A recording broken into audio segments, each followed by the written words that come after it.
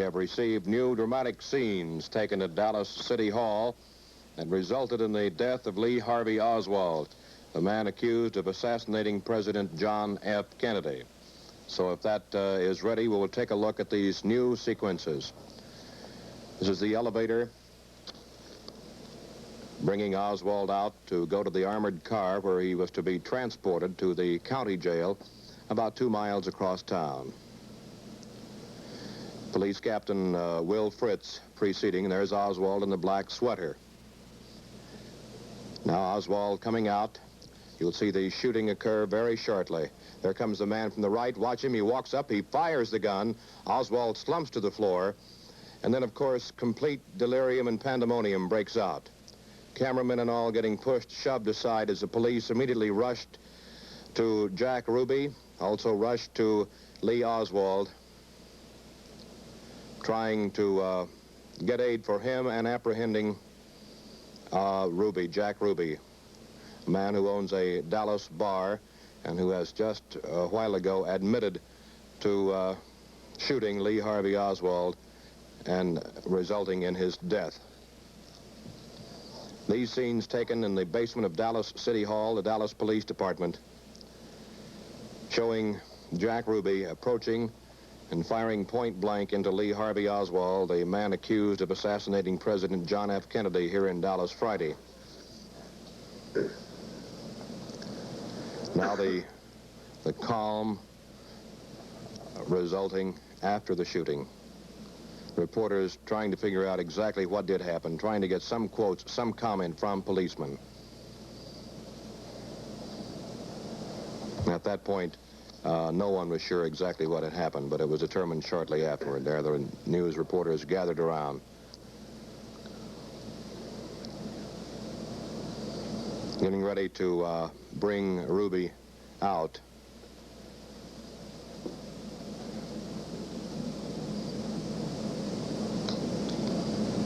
Now they're bringing the Lee Harvey Oswald out in an ambulance.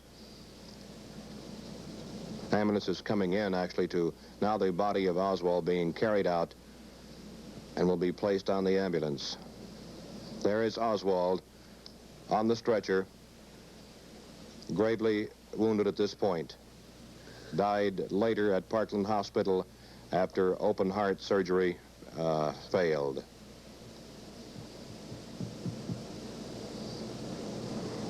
The ambulance in the basement of Dallas City Hall now moves out to take Oswald to Parkland Hospital, the very place where President John F. Kennedy died just 2 days ago. Roger Sharp. Thank you, Bob.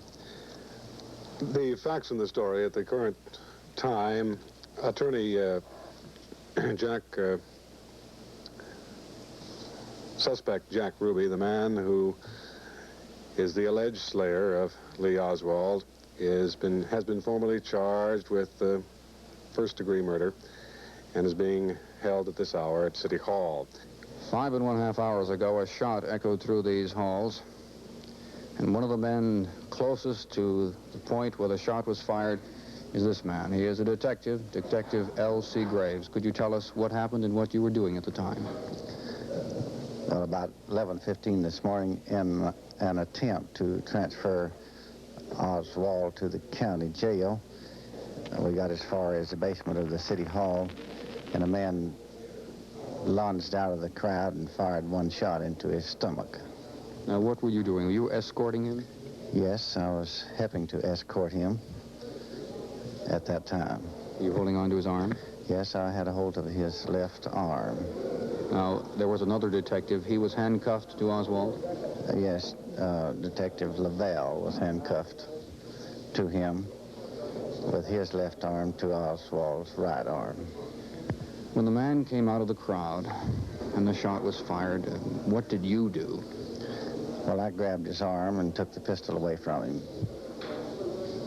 Were there any screams? I didn't hear any screams at that time. The man, did he appear so quickly that preventive action could not have been taken? Yes, he did.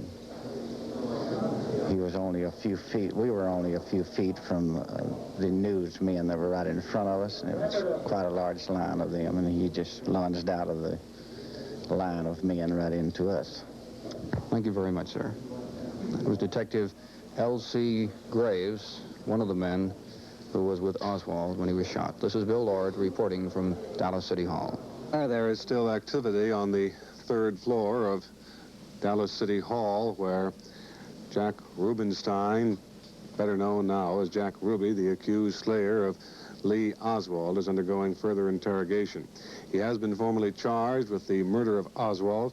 Oswald was shot at approximately 11:15 this morning. He died at 1:07 at Portland Memorial Hospital. Once again, to bring you up to date, we would like to recap the actual incident, the actual shooting of Lee Oswald. We go back to that hour this morning, shortly before 11:15. The elevator bringing Oswald from the fourth floor jail cell to the lower level, the basement of City Hall. He is escorted out of the elevator, led by Chief Homicide Investigator Captain Will Fritz and other detectives and uniformed policemen. Oswald was to be transferred by armored car. Now watch.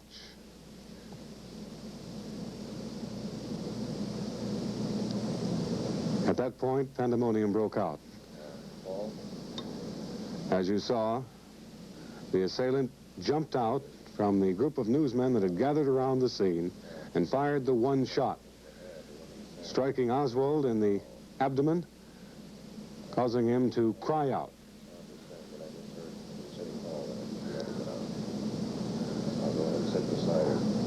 Oswald was then taken back inside the basement from the garage compound of City Hall and laid on the floor.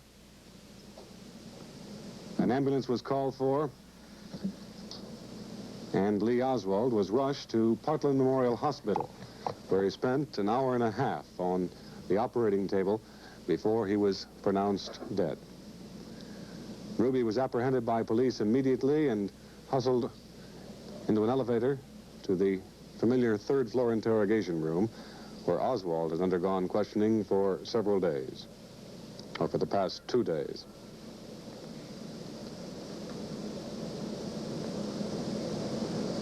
Those scenes, the remarkable events that took place in Dallas today.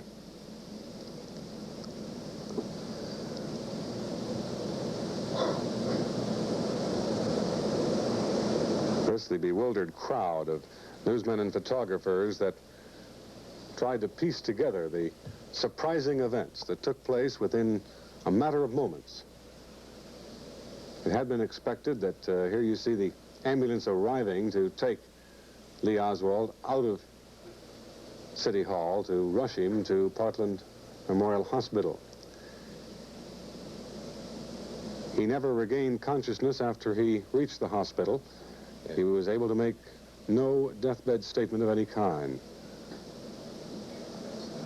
Doctors, a whole team of surgeons, worked feverishly for an hour and a half, massaging his heart after a cardiac arrest. Here is the Oswald shooting once again, in stop action, frame by frame. You can see Jack Ruby come out from the right of the screen and pull the trigger.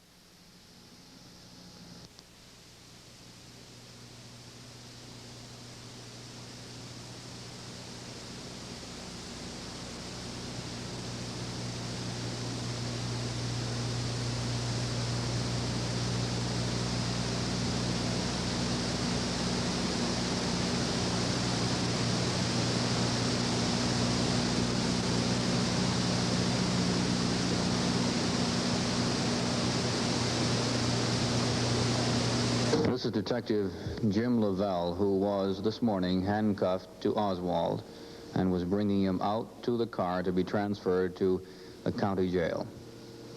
Could you tell us what happened?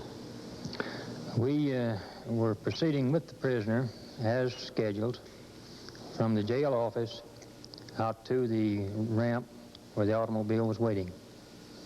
And as we reached the area where the car was parked, the men from the crowd emerged, and there was 100 or more newspapermen and cameramen in the area, and it was almost a solid wall of flesh in front of us and to our left, composed of the news media.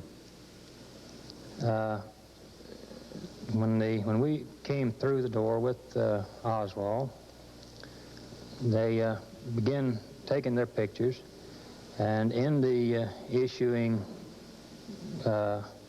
time that they were snapping pictures and talking, I saw this man come from the crowd, and at the time he emerged from this crowd of people, he was not more than 6 or 7 feet from me. And I dare say that had I known that he was going to be there, the swiftness with which it happened, I doubt if anyone could have prevented it. Did you see the gun in his hand as he came? I saw the gun in his hand as he emerged from the crowd. But being such a short distance from me, I had no time to say anything. I did jerk Oswald to try to drag him behind me. Now, you were handcuffed to him? I was handcuffed to him and also had a hold of the waistband of his trousers. I tried to jerk him behind me, but he had, and I reached up and caught a hold of Jack Ruby's shoulder, left shoulder, and shoved back on him. At the same time pulling on Oswald.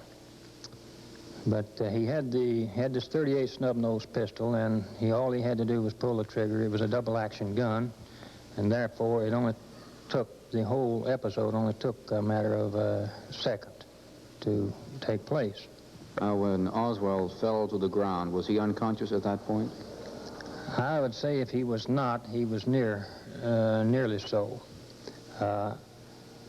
Just as soon as my partner on the other side, Mr. Graves, grabbed Jack's hand with the gun in such a manner that he couldn't fire it anymore. Did he try to fire it again? Yes, he was still, with his left hand, he had the gun in his right hand, he was trying to pull it around, and I could tell that he was still trying to snap the pistol. But Mr. Graves had it in such a manner that he couldn't fire it anymore. Did you speak to the victim on the ground? Yes, I immediately picked him up then with another officer, I don't remember who that was, and carried him back inside the jail office to get him away from the area. And I tried to talk to him and ask him if he could hear me and if he understood me. He never did answer me, and his eyes were partially closed. As far as I know, he never regained consciousness. How has this affected the morale, the spirit of the police force? Well, I think that I can probably speak for all the officers here, that I've heard many of them comment on it, and I think that they all feel very deeply about it. They regret the incident happening. We regret the shooting that occurred to the president on Friday, and certainly this hasn't helped their feelings any at all. Mr. Ruby didn't better our cause any by shooting Oswald.